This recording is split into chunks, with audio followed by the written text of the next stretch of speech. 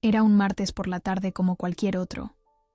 Acababa de recoger a nuestra hija, Sofía, de la guardería. Ella corrió hacia mí con sus pequeños brazos abiertos, su mochila rebotando sobre sus hombros y sus rizos brillando bajo el sol de 1900, Madrid. Me agaché para abrazarla cuando mi móvil vibró. Sonriendo, lo saqué del bolsillo, esperando un mensaje cariñoso de mi marido, Carlos. En cambio, la pantalla mostraba palabras que al instante me hicieron sentir como si el mundo se detuviera. Me voy a Londres con mi nueva pareja. He vaciado nuestra cuenta bancaria. Buena suerte con el alquiler. Se me cortó la respiración. Miré fijamente el mensaje con incredulidad. Luego miré a Sofía, que parloteaba sobre un dibujo que había hecho de nuestra familia. Ella, mamá, papá y nuestro gato Misu. Sentí que la tierra se movía bajo mis pies. Mis manos temblaban. Pero forcé una sonrisa y le dije: «Qué bonito, cariño. ¿Me cuentas más de camino a casa?» Durante todo el trayecto por las calles del barrio de Chamberí, Sofía no paró de hablar sobre su día, mientras yo intentaba procesar lo que acababa de ocurrir. ¿Carlos se había ido? ¿Con otra persona? ¿Había vaciado nuestras cuentas? Llevábamos juntos 12 años, casados 8. Teníamos una hija de 5 años, una hipoteca, planes para el verano en la costa de Alicante con sus padres. No tenía sentido. Al llegar a nuestro piso, un tercero sin ascensor que habíamos decorado juntos, cada rincón me recordaba a él. Las fotos de nuestra boda en Toledo, el sofá que compramos después de discutir durante semanas sobre el color, los libros que compartíamos en la estantería que él mismo había construido. Todo parecía ahora parte de una vida que se desvanecía ante mis ojos. «Mamá, ¿estás triste?», preguntó Sofía mientras le preparaba la merienda, un bocadillo de jamón y queso con un vaso de zumo de naranja. Me di cuenta de que había estado en silencio demasiado tiempo, perdida en mis pensamientos. «No, mi vida», mentí. «Solo estoy pensando en todas las cosas divertidas que podemos hacer este fin de semana». Le sonreí, guardándome las lágrimas para más tarde. «¿Qué te parece si vamos al retiro a dar de comer a los patos?». Sus ojitos se iluminaron, y por un momento pude respirar. No tenía ni idea de qué iban a hacer, pero sabía una cosa: no podía derrumbarme, no delante de mi hija. Cuando Sofía se quedó dormida esa noche, abrazada a su peluche favorito, un conejo llamado Orejas que Carlos le había regalado en su 3er cumpleaños, me senté en el borde de la cama matrimonial. Nuestro dormitorio olía a su colonia, esa mezcla de cítricos y madera que siempre me había encantado. Ahora me provocaba náuseas. Tomé el móvil y volví a leer el mensaje. Lo releí una y otra vez, buscando alguna pista, alguna señal que me indicara que todo era una broma cruel, un malentendido, cualquier cosa menos la realidad, pero las palabras seguían allí, frías e implacables. Intenté llamarle. 1, 2, 3 veces. Su teléfono estaba apagado. Le escribí mensajes que iban desde la súplica hasta la ira. Ninguno recibió respuesta. Llamé a su mejor amigo, Javier, con quien compartía partidos de fútbol los domingos. «Lo siento, Elena», me dijo con voz incómoda. «Carlos me pidió que no te dijera nada. Solo sé que conoció a alguien en el trabajo hace unos meses. No pensé que fuera algo serio. Su madre, Dolores, una mujer que siempre me había tratado como a una hija, tampoco sabía nada. O eso decía». Pude notar la vergüenza en su voz, como si de alguna manera sintiera que había fallado como madre al criar a un hombre capaz de abandonar a su familia. Esa noche, sentada en la cocina después de horas de llamadas infructuosas, miré las facturas, apiladas sobre la mesa. El pecho me dolía por la traición, por la rabia y, sobre todo, por el miedo. El alquiler vencía en 5 días. Nuestra cuenta conjunta, donde iba a parar mi salario como profesora de primaria cada mes, ahora estaba vacía. Entré en la aplicación del banco, rezando para que todo fuera una pesadilla. Pero no. Él había sacado hasta el último céntimo. Meses de ahorros, desaparecidos. Me sentí estúpida. ¿Cómo no había visto venir esto? Habíamos estado distantes últimamente. Sí, pero pensaba que era solo estrés. Trabajo, la paternidad, la hipoteca. No esto, no traición. Lloré en silencio, mordiéndome la mano para no despertar a Sofía. Luego, algo dentro de mí se quebró. No iba a dejar que me destruyera. No iba a permitir que mi hija me viera caer a pedazos. Yo era más fuerte que esto. Tenía que serlo. Me sequé las lágrimas e hice una lista en la libreta donde solía anotar las compras de la semana. Primero, hablar con el banco. Segundo, llamar a un abogado. Tercero, hacer un plan. No tenía dinero, pero tenía mi trabajo, mi cerebro y algo con lo que él no contaba, mi resistencia. Se podía haber ido, pero me había subestimado, y ese había sido su mayor error. Esa noche apenas dormí. Daba vueltas en la cama que ahora se sentía demasiado grande, demasiado vacía. El reloj digital marcaba las 3:17 cuando finalmente me levanté y fui a la cocina. Preparé un té de tila, esperando que calmara mis nervios, aunque sabía que ni toda la tila del mundo podría aliviar el peso que sentía en el pecho. Me senté en la pequeña mesa de la cocina, la misma donde Carlos y yo habíamos compartido tantos desayunos, tantas conversaciones sobre nuestros sueños, sobre el futuro. Ahora esos recuerdos parecían pertenecer a otra vida, a otra mujer. La luz tenue de la farola que entraba por la ventana iluminaba las facturas esparcidas sobre la mesa. El recibo del colegio concertado de Sofía, la hipoteca, el agua, la luz, el teléfono. Números y más números que se acumulaban como una montaña insuperable. Con mi sueldo de profesora apenas llegaba a fin de mes cuando teníamos 2 ingresos. Ahora, con uno solo y sin ahorros, el panorama era desolador. ¿Cómo le explicaría a Sofía que no podríamos ir a Alicante este verano? ¿Que quizás tendríamos que mudarnos a un piso más pequeño, lejos de sus amigos del parque? ¿Que su papá? No, ni siquiera yo sabía qué decirle sobre Carlos. Las lágrimas comenzaron a caer silenciosamente, primero una, luego otra, hasta que se convirtieron en un torrente incontrolable. Lloré por la traición, por la rabia, por el miedo, pero sobre todo, lloré por Sofía, por esa niña que adoraba a su padre y que ahora tendría que crecer sin él. Entre sollozos, recordé el día que nos conocimos, en la Facultad de Magisterio. Carlos estudiaba educación física y yo educación primaria. Coincidimos en una asignatura común, y desde el primer momento hubo química entre nosotros. Salimos durante toda la carrera y nos casamos un año después de graduarnos. Conseguimos trabajo en el mismo colegio. Él como profesor de gimnasia y yo en tercero de primaria. Parecía el cuento perfecto. Cuando nació Sofía, Carlos estaba tan emocionado. Recuerdo cómo la sostenía, con tanto cuidado, como si fuera de cristal. «Es perfecta, Elena», me dijo con lágrimas en los ojos. «Gracias por hacerme el hombre más feliz del mundo». ¿En qué momento todo había cambiado? ¿Cuándo dejé de ser suficiente? ¿Cuándo nuestra familia dejó de ser su prioridad? Mis pensamientos fueron interrumpidos por un ruido proveniente de la habitación de Sofía. Me sequé las lágrimas rápidamente y fui a ver qué pasaba. La encontré sentada en su cama, abrazando a Orejas. «Mamá, tuve una pesadilla», dijo, con voz temblorosa. «Soñé que papá se iba muy lejos y no volvía nunca». El corazón se me encogió. ¿Cómo podía ser que su subconsciente ya supiera lo que yo aún no me atrevía a decirle? Me senté junto a ella y la abracé con fuerza. «Los papás siempre vuelven, cariño», mentí, odiándome por ello. «Ahora vuelve a dormir. Mañana será un nuevo día». La acuné hasta que se quedó dormida, tarareando esa nana que mi abuela, Carmen, me cantaba cuando era pequeña.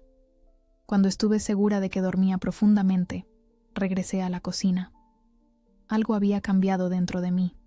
El dolor seguía ahí, intenso como antes, pero ahora había algo más: determinación.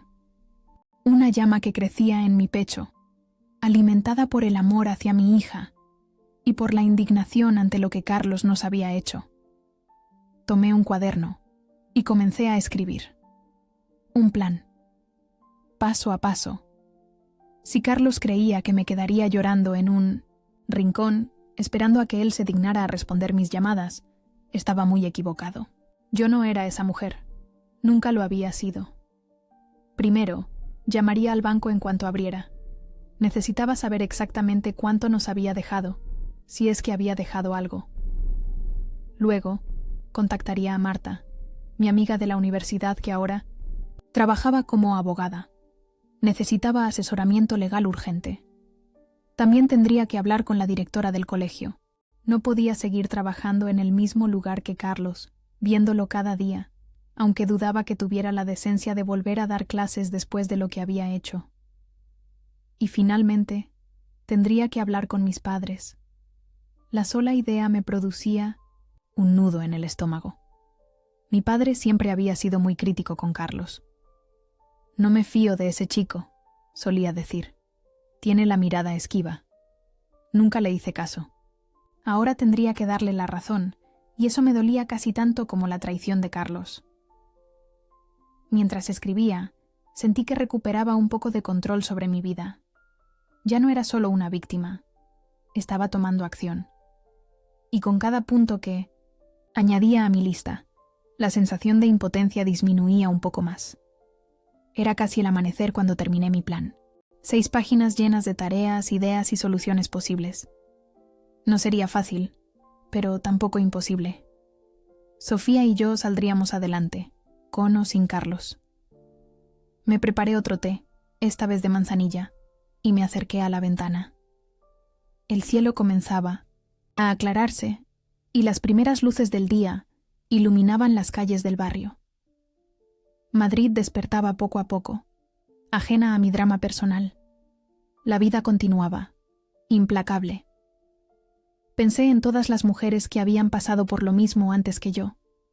Mujeres que, de un día para otro, se habían convertido en cabezas de familia, en madres y padres a la vez. Mujeres fuertes que habían reconstruido sus vidas desde cero. Si ellas pudieron, yo también podría. Me duché, me vestí y preparé el desayuno para Sofía. Mientras cortaba las tostadas en forma de estrella, como le gustaban a ella, tomé una decisión. No le contaría toda la verdad, al menos no todavía. Le diría que papá había tenido que irse de viaje por trabajo. Era una mentira piadosa que me daría tiempo para organizar nuestras vidas antes de enfrentar la dolorosa conversación que inevitablemente tendríamos que tener. Cuando Sofía se despertó, la recibí con una sonrisa que no llegaba a mis ojos, pero que ella, en su inocencia, no notó. Desayunamos juntas, hablando de su día en el colegio, de sus amigos, de la excursión que tendrían la próxima semana al Zoo de Madrid. «¿Y papá? ¿Por qué no desayuna con nosotras?», preguntó mientras untaba mermelada en su tostada. Respiré hondo antes de responder.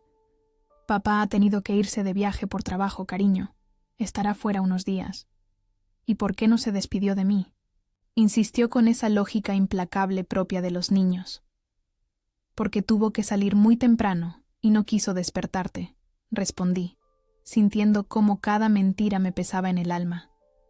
«Pero me pidió que te diera muchos besos de su parte, Sofía». Pareció conformarse con esa explicación y siguió comiendo su desayuno. Yo, en cambio, sentía que cada bocado me sabía a ceniza, pero me obligué a comer. Necesitaba fuerzas para lo que vendría, para la visita al banco, para la conversación con Marta, para enfrentar un futuro que de repente se había vuelto incierto y aterrador. «Te quiero, mamá», dijo Sofía de repente, como si sintiera mi angustia y quisiera consolarme. «Yo también. Te quiero, mi vida», respondí, sintiendo cómo las lágrimas amenazaban con brotar nuevamente. más que a nada en el mundo. Y en ese momento, mirando a los ojos de mi hija, supe que haría cualquier cosa por protegerla, por darle la vida que merecía, por ser la madre fuerte que necesitaba. Carlos podía habernos abandonado, pero yo nunca lo haría. Juntas superaríamos esto, paso a paso, día a día.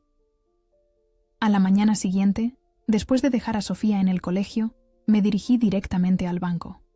Era una sucursal pequeña en la calle Bravo Murillo, con apenas 3 empleados y un gerente. Esperé mi turno, sentada en una silla de plástico, observando a la gente que entraba y salía. Parejas mayores que venían a cobrar su pensión, jóvenes que solicitaban su primera hipoteca, madres con niños que abrían una cuenta de ahorros para el futuro universitario de sus hijos. Vidas normales, ordenadas, todo lo contrario a la mía, que se había convertido en un caos en cuestión de horas. Cuando por fin me llamaron, me atendió Pilar, una mujer de unos 50 años con el pelo teñido de caoba y una sonrisa amable. La conocía bien. Llevaba años trabajando en esa sucursal y siempre me saludaba por mi nombre cuando iba a hacer algún trámite. «Buenos días, Elena», me dijo mientras tecleaba algo en su ordenador. «¿En qué puedo ayudarte hoy?». Respiré hondo antes de responder. No quería derrumbarme allí, delante de todos. Necesitaba mantener la compostura, al menos hasta que estuviera sola. «Necesito revisar los movimientos de mi cuenta conjunta», le expliqué con voz temblorosa. «Mi marido, él, ha retirado todo el dinero sin mi consentimiento». La sonrisa de Pilar desapareció, reemplazada por una expresión de preocupación genuina. «Vamos a ver qué ha pasado», dijo, tecleando más rápido. «Dame tu DNI, por favor».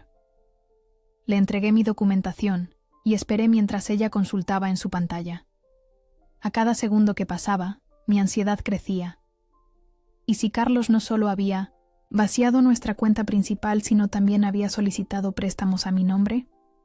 ¿Y si había hipotecado nuestra casa sin mi conocimiento? Las posibilidades eran aterradoras. «Efectivamente», dijo Pilar finalmente, frunciendo el ceño. «Se realizó una transferencia ayer a las 11:23 de la mañana. Todo el saldo, 8.742 euros, fue transferido a una cuenta en el Barclays Bank de Londres». Sentí como si me hubieran dado un puñetazo en el estómago. Una cosa era leer su mensaje. Otra muy distinta era confirmar que realmente se había llevado todo nuestro dinero. 8.742 euros. Nuestros ahorros de años. El dinero para la ortodoncia de Sofía, para las vacaciones que habíamos planeado, para emergencias. ¿Hay alguna forma de recuperarlo?, pregunté, aunque ya sabía la respuesta. Pilar negó con la cabeza. «Lo siento, Elena. Al ser una cuenta conjunta, ambos titulares tienen derecho a disponer del dinero sin necesidad de autorización del otro. Legalmente, él no ha hecho nada incorrecto». Nada incorrecto. Las palabras resonaron en mi cabeza como un eco cruel. Legalmente quizás no, pero moral y éticamente Carlos había cruzado una línea que jamás pensé que cruzaría. «Entiendo», dije, luchando por contener las lágrimas. ¿Podría al menos bloquear la cuenta para evitar que solicite préstamos a mi nombre? «Por supuesto», respondió Pilar, tecleando nuevamente. «Haremos un cambio de titularidad, para que la cuenta quede solo a tu nombre. También podemos revisar si hay algún préstamo o tarjeta de crédito asociada a tu nombre». Mientras Pilar realizaba las gestiones, mi mente trabajaba a toda velocidad. El alquiler vencía en 4 días. Necesitaba 950 euros solo para eso. Luego estaban los recibos, la comida, el colegio de Sofía. No tenía ni idea de cómo iba a afrontar todos esos gastos con mi sueldo de profesora, que no cobraría hasta finales de mes. «Elena», la voz de Pilar interrumpió mis cálculos desesperados. «Hay algo extraño aquí». Mi corazón dio un vuelco. ¿Qué más podía haber hecho Carlos? «Tu marido transfirió el dinero de la cuenta conjunta, pero no ha tocado la cuenta de ahorro secundaria», explicó, girando la pantalla para mostrarme. Fruncí el ceño, confundida. ¿Qué cuenta de ahorro secundaria? Pilar me miró sorprendida. La cuenta que abriste hace años, solo a tu nombre. Originalmente era para los estudios universitarios de Sofía, creo recordar. De pronto, un recuerdo borroso emergió en mi mente. Poco después del nacimiento de Sofía, mi abuela Carmen me había dado 2.000 euros. Para el futuro de la niña, me había dicho. Para cuando vaya a la universidad. Yo había abierto una cuenta especial y había depositado el dinero allí, con la intención de ir añadiendo más con el tiempo. Pero con el ajetreo diario, los gastos continuos y la comodidad de usar nuestra cuenta conjunta, me había olvidado completamente de aquella cuenta. ¿Cuánto hay en esa cuenta?, pregunté, apenas atreviéndome a albergar esperanzas. Pilar consultó la pantalla. Con los intereses acumulados durante estos años y algunas pequeñas transferencias automáticas que configuraste, 3.865 euros. Casi me caigo de la silla. 3.865 euros. No era una fortuna, pero era suficiente para pagar el alquiler, los recibos y tener para comida durante un par de meses. Tiempo suficiente para reorganizarme, para buscar soluciones, para respirar. ¿Quieres hacer algún retiro de esa cuenta hoy?, preguntó Pilar. Sí, respondí, sintiendo cómo una pequeña llama de esperanza se encendía en mi pecho. Necesito 1.000 euros para el alquiler y los gastos inmediatos. El resto lo dejaré ahí por ahora. Mientras Pilar preparaba el retiro, me pregunté si Carlos sabía de la existencia de esa cuenta. Probablemente no. Había sido algo entre mi abuela y yo, y luego lo había olvidado incluso yo misma. Un pequeño milagro, un salvavidas inesperado en medio de la tormenta. Aquí tienes, dijo Pilar, entregándome los billetes y un recibo. Y Elena, si necesitas cualquier cosa, no dudes en venir a verme. Conozco a algunas personas en servicios sociales que podrían ayudarte con asesoría legal gratuita. Le agradecí con una sonrisa sincera, la primera que esbozaba en días. Salí del banco sintiendo algo que no había sentido desde que recibí el mensaje de Carlos. Control. Un pequeño control sobre mi situación, sobre mi futuro. Mi próxima parada era el bufete de Marta, en la calle Princesa. Mientras caminaba hacia la parada del metro, recordé cómo nos habíamos conocido en la facultad. Ella estudiaba Derecho y yo Magisterio, pero coincidimos en una asignatura optativa sobre Pedagogía y Ley. Desde entonces, habíamos mantenido el contacto. Ella había sido testigo en mi boda con Carlos, madrina de Sofía, y ahora, ironías de la vida, sería mi abogada en el divorcio. El bufete de Marta ocupaba la primera planta de un edificio antiguo pero bien conservado. Al entrar, su secretaria, una chica joven con gafas de pasta, me indicó que pasara directamente al despacho. Marta ya me estaba esperando. «Elena», dijo, levantándose para abrazarme. «Recibí tu mensaje anoche. No podía creerlo». Me derrumbé en sus brazos. Lloré como no me había permitido llorar delante de Sofía, delante de Pilar, delante de nadie. Lloré por la traición, por el miedo, por la incertidumbre. Pero también lloré de alivio, porque por primera vez desde que todo había empezado, no estaba sola. Cuando logré calmarme, le conté todo. El mensaje, la cuenta vacía, la cuenta olvidada que ahora parecía un regalo del cielo. Le mostré las capturas de pantalla de las conversaciones con Carlos de los últimos meses, buscando alguna pista, alguna señal que hubiera pasado por alto. «Es abandono de familia», dijo Marta, tomando notas en su libreta. «Y lo del dinero, podemos argumentar que era para gastos familiares, no solo suyos, especialmente considerando que hay una menor de por medio». «¿Crees que podemos recuperar algo?», pregunté, sin muchas esperanzas. «No te voy a mentir, Elena. Los procesos legales son largos y costosos, y si Carlos está en Londres, será aún más complicado. Pero podemos solicitar medidas. provisionales urgentes para que te asigne una pensión alimenticia para Sofía. Y dependiendo de cómo se desarrollen las cosas, quizás podamos conseguir que te devuelva parte del dinero. No era la respuesta que quería oír, pero era realista, y en ese momento necesitaba realismo más que falsas esperanzas. Hay algo más, continuó Marta, dejando su bolígrafo sobre la mesa. Carlos trabajaba en el mismo colegio que tú, ¿verdad? Eso significa que tiene un contrato, un sueldo. Si no se presenta a trabajar sin justificación, podrían despedirlo. Y si eso ocurre, tendría derecho a una indemnización, que podríamos reclamar como parte de los bienes comunes, completé, empezando a entender su razonamiento. Exactamente, sonrió Marta.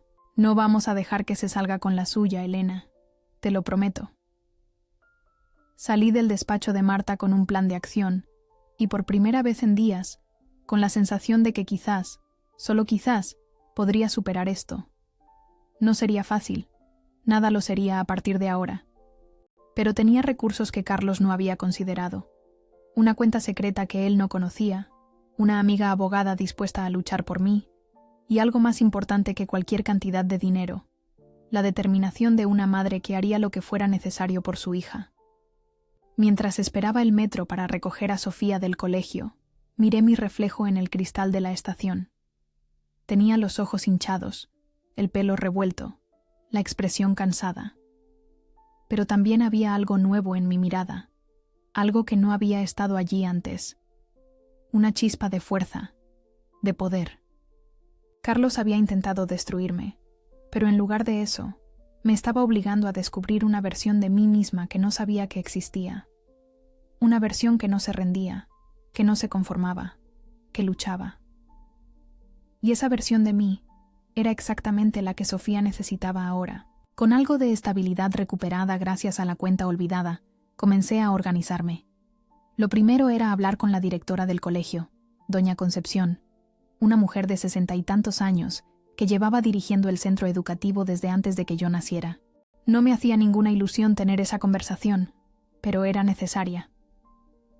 La encontré en su despacho, revisando documentos con sus gafas de media luna. Al verme, sonrió y me invitó a sentarme. Elena, qué sorpresa. ¿En qué puedo ayudarte? Cuando le conté lo sucedido, su rostro pasó de la sorpresa a la indignación y finalmente a la compasión. Madre mía, Elena, cuánto lo siento, dijo, quitándose las gafas. Carlos siempre me pareció un buen hombre, responsable. Esto es, no tengo palabras. Necesito saber si ha presentado su renuncia, pregunté directamente. Si no lo ha hecho, probablemente no venga a trabajar mañana. Y, sinceramente, no creo que pueda seguir trabajando aquí sabiendo que en cualquier momento podría aparecer. Doña Concepción asintió, comprendiendo de inmediato. No ha presentado ninguna renuncia. Pero después de lo que me cuentas, tengo motivos más que suficientes para suspenderlo temporalmente. Y si no aparece en los próximos días, podemos iniciar el proceso de despido por abandono del puesto. Me explicó que, por el momento, otro profesor cubriría sus clases. También me ofreció la posibilidad de tomarme unos días libres, pero rechacé su oferta. El trabajo era lo único que me mantenía cuerda, lo único normal que quedaba en mi vida. Hay algo más que puedo hacer por ti, añadió la directora. El curso de verano comienza en 3 semanas. Si quieres, puedes encargarte de él. Son 4 horas diarias y se paga aparte. No es mucho, pero ayudaría con tus gastos. Acepté sin dudarlo. Necesitaba cada euro posible. Al salir del despacho, me encontré con Raquel, profesora de inglés, y una de mis pocas amigas en el colegio. Por su expresión, supe que ya estaba al tanto de la situación. Las noticias volaban en un colegio pequeño como el nuestro. Lo sé todo, dijo, abrazándome en medio del pasillo vacío. Mi casa está disponible si necesitas un lugar donde quedarte. La habitación de invitados tiene su propio baño, y a los niños les encantaría tener a Sofía de compañera de juegos. Le agradecí la oferta, pero le expliqué que por ahora prefería quedarme en nuestro piso. A pesar de los recuerdos dolorosos, era el hogar de Sofía, su lugar seguro. Lo último que necesitaba mi hija era otro cambio drástico en su vida. Los días siguientes pasaron en un borrón de actividad. Por las mañanas daba clases, intentando mantener la normalidad frente a mis alumnos. Por las tardes, después de recoger a Sofía, me sumergía en papeleo, formularios para solicitar, ayudas, documentos para el divorcio, currículums para buscar trabajos adicionales que pudiera hacer desde casa. Marta me consiguió una cita con un juez para solicitar medidas provisionales urgentes. Mientras tanto, ella intentaba localizar a Carlos en Londres para notificarle la demanda de divorcio. Pero era como si se hubiera esfumado. Su teléfono seguía apagado, no respondía a emails y su perfil en redes sociales había desaparecido. Una noche, mientras Sofía dormía, encontré una caja con fotos viejas en el armario. Fotos de nuestra boda, de nuestro viaje de luna de miel a las Islas Canarias, del día que nació Sofía. Carlos sonreía en todas ellas, con esa sonrisa que me había enamorado hacía tantos años. ¿Había sido todo una mentira? ¿O algo había cambiado en él, algo que yo no había sabido ver? Guardé las fotos en lo más profundo del armario. No era el momento de perderme en recuerdos. Necesitaba mirar hacia adelante. La cuenta de ahorros olvidada nos dio un respiro, pero sabía que no duraría para siempre. Necesitaba aumentar mis ingresos. Recordé que antes de conocer a Carlos, cuando aún estudiaba en la universidad, había trabajado como diseñadora gráfica freelance. No era una experta, pero sabía manejar los programas básicos y tenía buen ojo para la composición. Esa misma noche, actualicé mi antiguo perfil en una plataforma de freelancers. También contacté con antiguos clientes, ofreciéndoles mis servicios a precios reducidos para volver a entrar en el mercado. Para mi sorpresa, varios respondieron positivamente. Mi primer encargo fue el diseño de un logotipo para una pequeña cafetería que abría en Malasaña. La dueña, Lucía, era amiga de uno de mis antiguos clientes. Me pagó 150 €, una cantidad modesta pero que en mi situación actual parecía una fortuna. Más importante aún fue la sensación de logro, de independencia, de saber que podía generar ingresos por mi cuenta. Pronto empezaron a llegar más trabajos, carteles para eventos locales, tarjetas de visita, pequeños diseños para webs. Trabajaba por las noches, cuando Sofía ya estaba dormida, a veces hasta la madrugada. El sueño se convirtió en un lujo que rara vez podía permitirme, pero cada euro ganado era un paso más hacia la estabilidad. También empecé a recortar gastos. Cancelé suscripciones innecesarias, compré marcas blancas en el supermercado, aprendí a reparar la ropa en lugar de comprar nueva. Pequeños ahorros que, sumados, marcaban la diferencia. Sofía notaba los cambios, por supuesto. Era una niña observadora. Notaba que ya no íbamos al cine los domingos, que las chuches ahora eran un premio especial y no algo habitual, que su madre estaba cansada y a veces lloraba cuando creía que nadie la veía. ¿Cuándo va a volver papá de su viaje?, me preguntaba casi a diario. Cada vez se me hacía más difícil mantener la mentira. Una tarde, mientras coloreábamos juntas en la mesa del salón, me hizo la pregunta que más temía. «Mamá, ¿papá se ha ido porque ya no nos quiere?» Mi corazón se partió en 1000 pedazos. ¿Cómo explicarle a una niña de 5 años que su padre había elegido abandonarla? ¿Cómo protegerla de ese dolor? «No, cariño», le dije, eligiendo mis palabras con cuidado.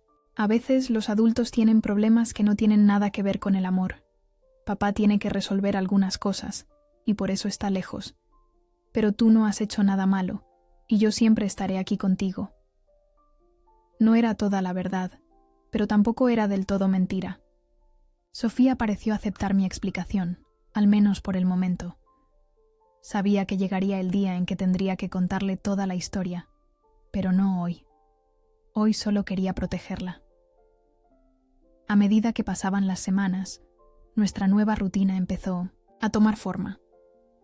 Yo daba clases por la mañana, recogía a Sofía del comedor escolar, pasábamos la tarde juntas haciendo deberes o jugando, y cuando ella se dormía, yo me sumergía en mis trabajos de diseño. Los fines de semana intentaba compensar mi ausencia durante la semana, organizando pequeñas excursiones al parque, a la biblioteca, o simplemente quedándonos en casa viendo películas con palomitas caseras. No era la vida que había imaginado, pero empezaba a encontrar pequeños momentos de alegría en medio del caos. La risa de Sofía cuando jugábamos al escondite, el orgullo que sentía cuando un cliente elogiaba mi trabajo, la solidaridad de amigos y compañeros que nos apoyaban de 1000 maneras diferentes. Una noche, mientras terminaba un diseño para una web, recibí un email de un cliente potencial. Era una editorial pequeña pero respetada, especializada en libros infantiles. Buscaban un ilustrador para una nueva colección de cuentos. El trabajo era considerable y el pago mucho mejor de lo que había estado ganando hasta entonces. Adjunté mi portafolio y respondí de inmediato, aunque sin muchas esperanzas. Había muchos ilustradores con más experiencia y mejor formación que yo.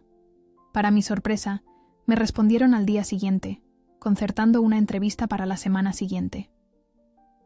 Esa noche, por primera vez en mucho tiempo, me fui a dormir con una sensación que había olvidado: esperanza. No todo estaba perdido. Poco a poco, paso a paso, estaba reconstruyendo nuestra vida desde las cenizas. 2 semanas después de que Carlos desapareciera, recibí una llamada de Marta. Era temprano. Acababa de dejar a Sofía en el colegio y estaba preparando mi clase del día. «Elena, siéntate», me dijo con un tono que mezclaba seriedad y algo que sonaba sospechosamente a diversión contenida. «Tengo noticias sobre Carlos». Me senté en el borde de la cama, preparándome para lo peor. ¿Habría formalizado su relación con la otra mujer? ¿Estaría pidiendo la custodia compartida de Sofía? ¿Se habría gastado todo nuestro dinero? Lo han localizado en Londres, pero no puede acceder a los fondos, dijo Marta con una risa que no pudo contener. Aparentemente, olvidó que la mayor parte del dinero que transfirió era originalmente tuyo, de tu nómina. La cuenta ha sido bloqueada por actividad sospechosa y fraude. Me quedé en silencio, procesando la información. Carlos había intentado desaparecer con nuestro dinero, pero ahora estaba atrapado, sin poder alquilar un apartamento, pagar su hotel o incluso comprar una comida sin tener que pedir prestado. ¿Y su nueva pareja?, pregunté, sorprendiéndome. A mí misma por lo mucho que me importaba la respuesta. Se marchó en cuestión de días, respondió Marta. Según lo que hemos podido averiguar, era una compañera de un curso que estaba haciendo. Parece que cuando vio que no había el dinero que él le había prometido, perdió todo interés. Una parte de mí sintió una satisfacción amarga. Carlos había pintado un futuro construido sobre mentiras y se había desmoronado tan rápido como lo había construido.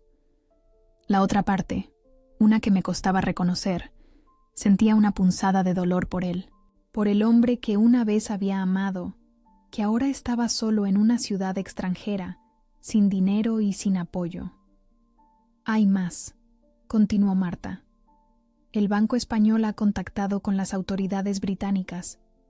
Están investigando la transferencia como posible fraude. Y adivina quién está cooperando plenamente con la investigación. ¿El Barclays?, aventuré. Exactamente. Han congelado la cuenta mientras se resuelve la investigación. En otras palabras, Carlos está en Londres, sin un céntimo. ¿Y qué significa eso para nosotras?, y pregunté, intentando mantener la cabeza fría. Significa que tenemos mucho más poder de negociación del que pensábamos, explicó Marta. Si Carlos quiere evitar cargos por fraude, va a tener que devolver ese dinero. Y si quiere volver a España sin problemas legales, va a tener que llegar a un acuerdo de divorcio que sea extremadamente favorable para ti y para Sofía. Por primera vez en semanas, sentí que la balanza se inclinaba a nuestro favor. No era venganza lo que buscaba, solo justicia, solo la seguridad de saber que Sofía y yo estaríamos bien. Hay algo más que deberías saber, añadió Marta con tono más serio. Carlos ha intentado contactar con sus padres para pedirles dinero, pero se han negado. Su padre está furioso, Dice que no reconoce al hombre en que se ha convertido su hijo. Los padres de Carlos, Antonio y Mercedes, eran personas tradicionales y conservadoras que valoraban por encima de todo la familia y el honor. Siempre me habían tratado como a una hija y adoraban a Sofía. No me sorprendía que hubieran reaccionado así ante las acciones de su hijo. ¿Has hablado con ellos?, pregunté, pensando en lo difícil que debía ser para ellos esta situación. No directamente, pero llamaron al bufete, explicó Marta. Quieren que sepas que están de tu lado. Mercedes dijo específicamente que, pase lo que pase, ellos siempre serán los abuelos de Sofía y quieren seguir formando parte de su vida, si tú estás de acuerdo. Una ola de alivio me recorrió. Los padres de Carlos eran las únicas figuras paternales consistentes que Sofía tenía aparte de mí, ya que mis padres vivían en Asturias y solo nos veíamos unas pocas veces al año. Saber que no los perdería también era un consuelo inesperado.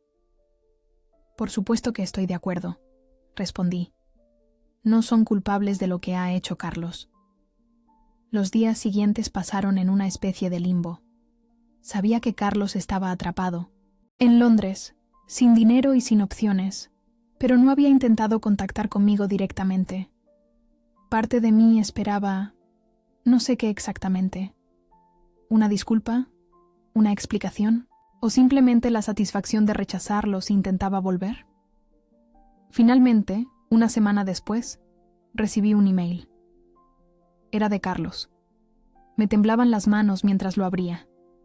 Elena, no sé por dónde empezar. Lo he estropeado todo.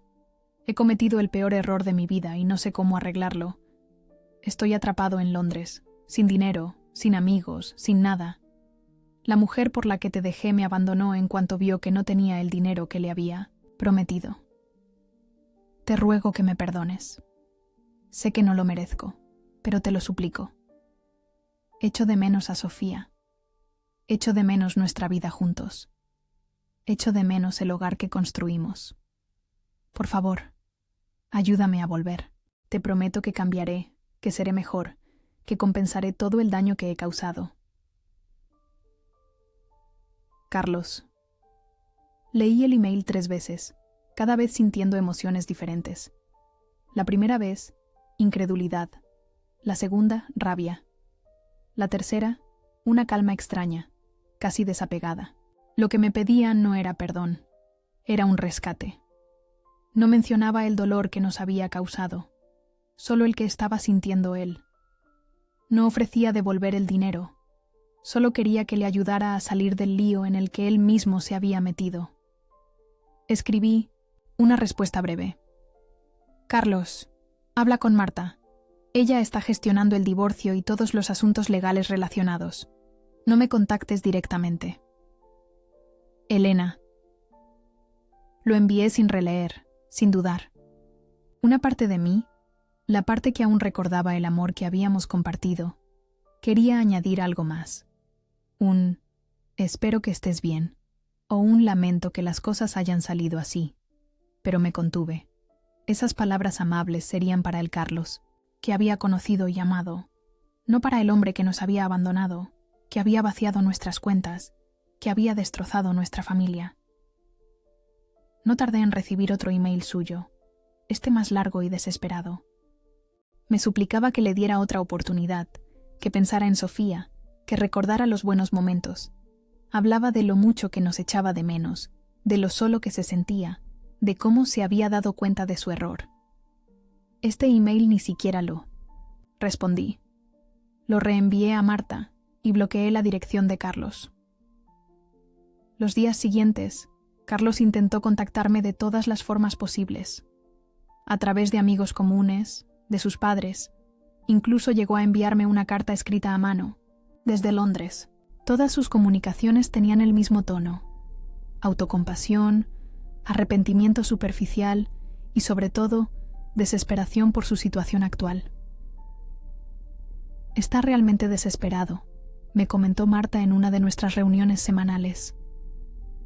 El banco británico mantiene la cuenta congelada. No puede acceder al dinero. Se ha quedado sin habitación en el hostal donde se alojaba porque no podía pagar. Según los últimos informes, está durmiendo en casa de un conocido que hizo allí, viviendo de su caridad. ¿Y eso debería importarme porque...? Pregunté, sorprendiéndome a mí misma por la frialdad de mi tono. No estoy diciendo que... deba importarte, aclaró Marta. Solo te estoy poniendo al día de la situación.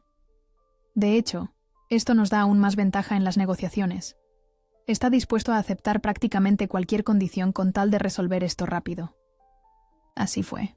En las semanas siguientes, a través de Marta, negociamos un acuerdo de divorcio que me daba la custodia completa de Sofía, con visitas supervisadas para Carlos una vez que regresara a España.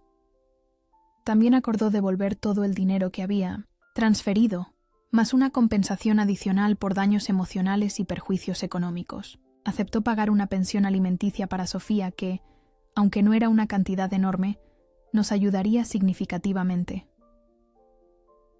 Es un buen acuerdo, Elena, me aseguró Marta cuando me mostró el documento final. Mucho mejor de lo que habríamos conseguido si esto hubiera ido a juicio. Y lo más importante, podemos cerrarlo rápido y seguir adelante con nuestras vidas. Firmé los papeles con una mezcla de alivio y tristeza. Era el final oficial de mi matrimonio, de la vida que había planeado, de los sueños que había construido junto a Carlos. Pero también era el principio de algo nuevo, algo que estaba construyendo por mí misma, para Sofía y para mí. Una semana después, recibí una notificación del banco. El dinero había sido devuelto a mi cuenta, junto con la compensación acordada. Era una cantidad considerable, suficiente para darnos estabilidad financiera mientras reorganizaba nuestra vida. También recibí un último email de Carlos, enviado, desde una nueva dirección que no había bloqueado. Elena, los papeles están firmados, el dinero transferido. He cumplido con mi parte del acuerdo. Sé que probablemente nunca leerás esto, o si lo haces, no responderás. Y lo entiendo. No merezco tu perdón ni tu tiempo. Solo quería que supieras que lo siento, de verdad. No espero que me creas, y no estoy pidiendo otra oportunidad. Solo quería decirlo una vez más. Dile a Sofía que la quiero. Sé que no tengo derecho a pedirte nada, pero si pudieras decirle eso, te lo agradecería. Carlos.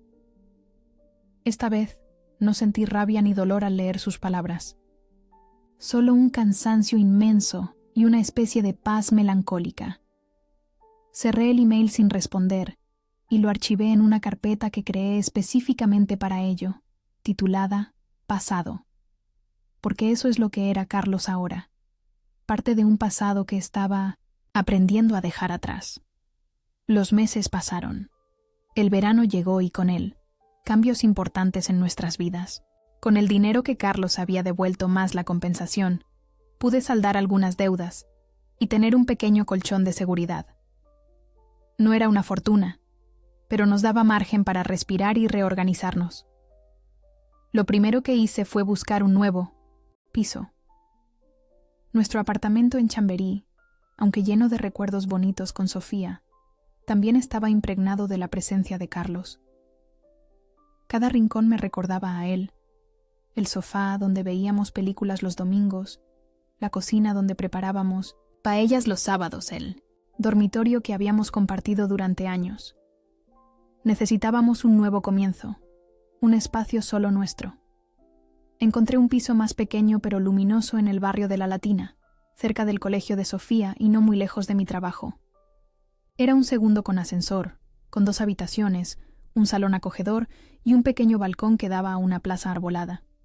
El alquiler era más asequible y el contrato incluía una opción de compra que podría considerar en el futuro, cuando nuestra situación fuera más estable. ¿Te gusta, cariño?, le pregunté a Sofía cuando vimos el piso por primera vez. Sería nuestro nuevo hogar. Sofía recorrió las habitaciones con expresión seria, esa cara de concentración que ponía cuando estaba evaluando algo importante. Se detuvo en la que sería su habitación, más pequeña que la que tenía en nuestro antiguo piso, pero con una ventana amplia que dejaba entrar mucha luz. ¿Podré pintar las paredes de color lila?, preguntó, refiriéndose a su color favorito, del momento. Por supuesto, le aseguré. Podemos decorarla como tú quieras. Su rostro se iluminó con una sonrisa. Entonces me gusta, declaró, sellando así nuestra decisión. La mudanza fue un proceso agridulce. Cada objeto que empaquetaba venía cargado de recuerdos, algunos felices, otros dolorosos. Decidí dejar atrás muchas cosas. Los muebles que habíamos comprado juntos, la vajilla que nos habían regalado en nuestra boda, las cortinas que tanto nos había costado elegir. Solo conservé lo esencial y lo que tenía un valor sentimental para Sofía o para mí. Los padres de Carlos, Antonio y Mercedes nos ayudaron con la mudanza. A pesar de la situación con su hijo, habían mantenido su promesa de seguir formando parte de nuestras vidas. Venían a Madrid una vez al mes para pasar el fin de semana con Sofía. La llevaban al parque de atracciones, al zoo, a comer helados.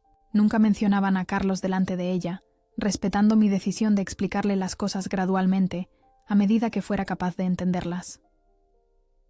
«Este piso tiene mucha luz», comentó Mercedes mientras me ayudaba a colocar los platos en los armarios de la cocina. «Os vendrá bien, a las 2». Había un subtexto en sus palabras que no pasó desapercibido. Luz después de la oscuridad, un nuevo comienzo, la promesa de días mejores. «Gracias, Mercedes», respondí, apretando suavemente su mano. «Por todo». Ella asintió, entendiendo todo lo que no decía. Por estar ahí para Sofía. Por no tomar partido. Por hacer que este proceso fuera un poco menos doloroso. Los primeros días en el nuevo piso fueron extraños. Los ruidos eran diferentes. Las rutinas tuvieron que ajustarse. Los espacios eran nuevos. Pero poco a poco empezamos a sentirnos en casa. Pintamos la habitación de Sofía de color lila, como le había prometido. Compramos muebles de segunda mano que restauramos juntas durante los fines de semana. Colgamos en las paredes dibujos que Sofía hacía en el colegio y algunas fotografías nuevas que habíamos tomado solo nosotras dos. En el Retiro, en la Plaza Mayor, en el templo de Devot al atardecer. Mi trabajo como diseñadora gráfica freelance empezó a dar frutos inesperados. La editorial infantil para la que había hecho una prueba quedó encantada con mi trabajo y me ofreció un contrato para ilustrar una colección completa de cuentos. Era un proyecto grande que me ocuparía varios meses, pero que podía compaginar con mi trabajo como profesora. Y lo mejor de todo, podía hacerlo desde casa, en las horas que Sofía dormía.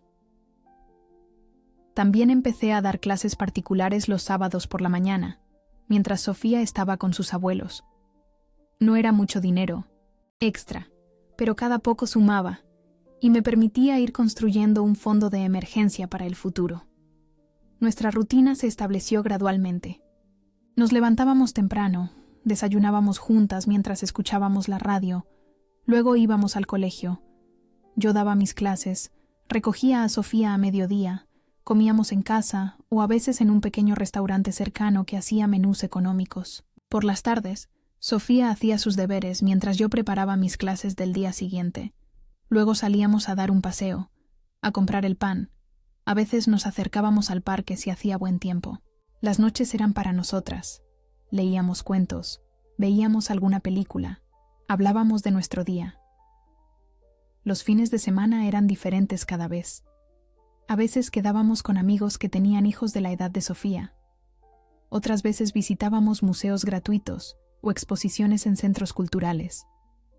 Cuando el tiempo lo permitía, íbamos al campo, a la Sierra de Madrid, donde Sofía podía correr libremente y yo podía respirar aire puro, lejos del bullicio de la ciudad. Poco a poco, la herida de la traición de Carlos fue cicatrizando. No desapareció completamente. De vez en cuando algo la reabrían. Una canción que sonaba en la radio, un lugar que habíamos visitado juntos, una expresión de Sofía que me recordaba a él. Pero el dolor agudo inicial se fue transformando en algo más manejable, más distante. Sofía, con la resiliencia propia de los niños, se adaptó sorprendentemente bien a nuestra nueva vida. Echaba de menos a su padre, por supuesto. A veces me preguntaba por él, por qué no venía a verla, cuándo volvería de su viaje. Yo le explicaba, con palabras que pudiera entender, que papá y mamá ya no iban a vivir juntos, que a veces los adultos tomaban caminos diferentes, pero que ambos la queríamos más que a nada en el mundo. Carlos, por su parte, cumplió con el acuerdo de divorcio en lo económico, pero en lo personal fue otra historia. Las visitas supervisadas que habíamos acordado nunca llegaron a materializarse. Regresó a España 3 meses después de firmar los papeles, pero se instaló en Valencia, no en Madrid. Llamaba a Sofía de vez en cuando, le enviaba regalos en 1900, su cumpleaños y en Navidad, pero las promesas de visitas siempre se aplazaban por uno u otro motivo. Al principio, Sofía se ilusionaba cada vez que su padre llamaba. Se pasaba horas contándole sus aventuras en el colegio, sus nuevos amigos, su habitación lila, pero con el tiempo, sus conversaciones se fueron haciendo más cortas, más superficiales. Carlos se estaba convirtiendo en una figura distante, casi mítica, más que en un padre real y presente. Me dolía ver cómo Sofía procesaba este abandono gradual. Intentaba compensarlo estando aún más presente, siendo madre y padre a la vez, asegurándome de que nunca se sintiera sola o no, querida, pero sabía que había un vacío que yo no podía llenar, una ausencia que ella tendría que aprender a aceptar con el tiempo. Un domingo de primavera, casi un año después de que Carlos se fuera, estábamos Sofía y yo en El Rastro, el famoso mercadillo de Madrid. Nos encantaba pasear entre los puestos, descubrir tesoros escondidos, regatear por alguna baratija que llamara nuestra atención. Ese día, Sofía se enamoró de un pequeño espejo de mano, con el marco de plata labrada. «Mira, mamá, es como el de las princesas de los cuentos», me exclamó, sus ojos brillando de emoción. El vendedor, un hombre mayor con una barba blanca y aspecto bonachón, nos sonrió. «Tiene buen gusto la pequeña», comentó. «Es una pieza antigua, de principios del siglo pasado». Miré el precio, 35 euros. No era excesivo para una antigüedad, pero tampoco entraba en nuestro presupuesto para caprichos. «Es muy bonito, cariño, pero quizás otro día», le dije a Sofía, preparándome para su desilusión. Para mi sorpresa, Sofía no protestó ni hizo un berrinche. En lugar de eso, me miró con determinación y dijo: «¿Puedo comprarlo con mi dinero?» «¿Tu dinero?», pregunté confundida. «Sí, el que guardo en mi hucha», explicó. «He estado ahorrando las monedas que me dan los abuelos y tía Raquel. Creo que tengo suficiente». Me quedé sin palabras. Mi hija de 6 años, ahorrando para comprarse algo que deseaba, entendiendo el valor del dinero, la necesidad de esperar, de sacrificarse por lo que uno quiere. En ese momento, vi en ella una madurez que me conmovió y me llenó de orgullo a partes iguales. «Claro que sí», le dije finalmente. «Cuando lleguemos a casa, contaremos tu dinero y si tienes suficiente, volveremos la semana que viene a comprarlo». El vendedor, que había escuchado nuestra conversación, intervino. «Si me permiten, creo que puedo hacer un precio especial para esta señorita tan responsable. ¿Qué te parece? ¿20 euros?» Los ojos de Sofía se iluminaron. «Gracias, señor. Seguro que tengo suficiente». Y así fue. Esa noche, Sofía vació su hucha de cerámica en forma de cerdito sobre la mesa del salón. Contamos juntas las monedas, una a una. 23 euros y 45 céntimos. Suficiente para su espejo de princesa, con un poco de sobra. Mientras la veía admirar su nuevo tesoro, colocándolo cuidadosamente en su mesita de noche, me di cuenta de algo fundamental. Estábamos bien. No perfectamente, no sin cicatrices, pero bien. Habíamos construido una vida nueva, diferente a la que habíamos planeado, pero nuestra. Una vida con rutinas propias, con pequeñas alegrías diarias, con desafíos que enfrentábamos juntas. Carlos había intentado romperme, pero en lugar de eso, me había obligado a descubrir una fuerza que no sabía que tenía. Había intentado destrozar nuestra seguridad, pero nos había empujado a construir una más sólida, basada no en él, sino en nosotras mismas. Esa noche, acosté a Sofía como siempre, con un cuento y un beso de buenas noches. Antes de apagar la luz, me miró con esos ojos que eran tan parecidos a los de su padre, y sin embargo tan únicamente suyos. «Mamá», dijo con voz somnolienta, «somos felices, ¿verdad?» «Sí, cariño», respondí, sintiendo cómo las lágrimas asomaban a mis ojos, pero esta vez no eran lágrimas de dolor, sino de una extraña y profunda gratitud. Somos muy felices. Y lo éramos. A nuestra manera, con nuestros altibajos, con nuestras incertidumbres, pero felices. Libres. Sin miedo. Y avanzando juntas hacia un futuro que, aunque desconocido, nos pertenecía por completo.